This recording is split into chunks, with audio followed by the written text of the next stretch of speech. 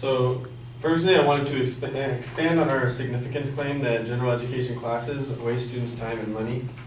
And what distinguishes a college degree from a high school degree is the in-depth study in a particular field of education or work.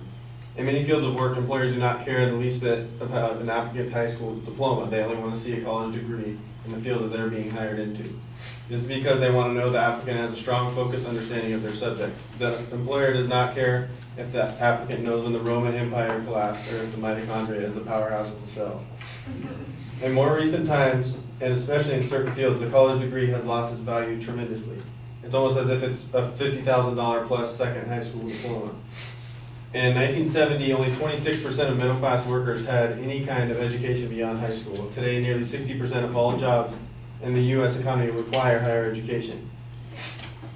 According to Bea Doing, who is a computer scientist who has 2 different bachelor's degrees, one which is within computer science, she said after 6 years of searching for a job to land a job in her field, she said, a degree isn't any big guarantee of employment. It's a basic requirement, a step you have to take to even be considered in professional jobs. A lot of jobs are starting to require education past a college degree, like a master's or professional degree, where applicants have to have an even more in-depth study into their supposedly in-depth and focused bachelor's degree. This is adding just another unnecessary step into getting a job and becoming an adult. Dr. Aker, who's a PhD chemistry professor, says, I taught general education science course for 1 year and it is the worst year of my life. When I was done, I was convinced that general education classes are a waste of time and money. There are many possible reasons why schools insist that students take these courses. It seems the most important influence is the amount of money that can be taken in having these courses be mandatory for graduation. This is a money-making scheme if I ever did see one. Me and my fellow professors are paid very well as a result of these courses. That is why I'm telling you this today. I feel obligated to tell it like it is, but at the same time, I want to hold on to my pension. Basically, having a major within college used to be to go into in-depth study. Say for me, for example, with mechanical engineering, I've gone through high school and I did all my general education classes and I want to learn more in depth about mechanical engineering. That's what employers want to see. But after going through 4 years of college, 2 years of them are only spent on what I want to be studying, and the other 2 years are just spent redoing what I've already done before. And now it's making it like a lot of people are going through mechanical engineering and getting out and not really having any in-depth understanding of what they wanted to in the first place. And so then they have to go back to school again to get a master's degree to set themselves apart from all the other people who went through high school round 2 pretty much. So for solvency, discontinuing these requirements would save students time and money and overall improve their education. Getting rid of the required general education system would solve all the problems that I mentioned. And students wouldn't need to waste their time and money on these classes and could instead spend their time going more into depth on their chosen career path rather than having to pay for more schooling and waste more years of their life getting the actual specialized education through the master's degree.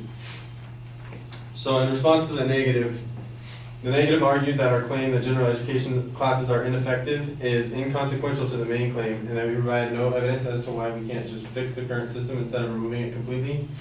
I've already sort of touched base on this with my extension of the significance argument, but as a direct response, we argue that the two are directly related because the failure of the current system causes it to be a waste of time, which is why the requirements should be taken away. The idea of fixing the system goes against our argument because that does not solve the issue that we have brought up of GE classes distracting students from their core classes and making them spend 2 extra unnecessary years and a lot of extra money at college. Making general education classes more effective in their intended goals in particular will have no effect on students' overall education goals as their intentions are to go to school and learn about their major and get a job within that major. The negative brings up a study that states 91% of employers expect students to have a broader skill set than just their major, which is completely understandable, and quite frankly, I'm confused why that number is not 100%. But what this argument fails to acknowledge is that students have spent their whole life, 12 plus years of education, broadening their skill set and going through the mandatory general education system that is called grade school.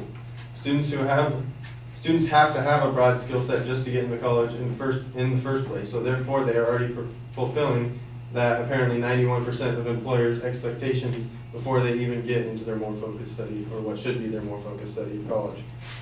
The negative also argues that getting rid of general education is unpopular amongst employers because 82% thought there should be more emphasis on science, 73 thought there should be more emphasis for critical thinking and analytical thinking, 73 thought for more communication skills, and 72 wanted more emphasis on global issues. My response to that is getting rid of general education requirements doesn't mean getting rid of these classes as a whole. If a business major wants to learn a little bit of chemistry, they can surely sign up for a chemistry class if they're willing to pay for it. And it could be, if they think it could be beneficial to them in the future. Just like someone who is an engineering major for me, like me for example, could sign up for a communications class if they wanted to broaden their communication skills. But it should not be something that is forced upon someone as they're paying for it. Also, a general survey like this does not do a good job encompassing each major in particular. Sure, it's easy to generally say that 82% of employers should think there should be more emphasis on science, but what this survey does not talk about is what fields the employers who were surveyed in. Any field that has some sort of relation to STEM is obviously going to think there should be more focus on STEM. But the 18% of employers who didn't think any more focus should be on science were probably like performing arts employers or something to do with history or something. But the students in those majors are still forced to take these classes even though their employers don't care about that at all. And it has no benefit to their future in any way. Also, looking at the 73% thought more critical thinking and analytical thinking classes should be taught, you can pretty much relate classes within any major to critical thinking or analytical thinking. And there doesn't, I mean, you can cover that aspect with any major, is what I'm trying to say. And then, like I said before, communication skills, if you want to have an advantage in trying to get a job, yeah, you're going to have to go out of your way and maybe learn your communication skills. So maybe take a communications class, a speech class, interview class or something like that so that you can have your communication skills, but it's not something that should be required by the school. And that's it. Thank you.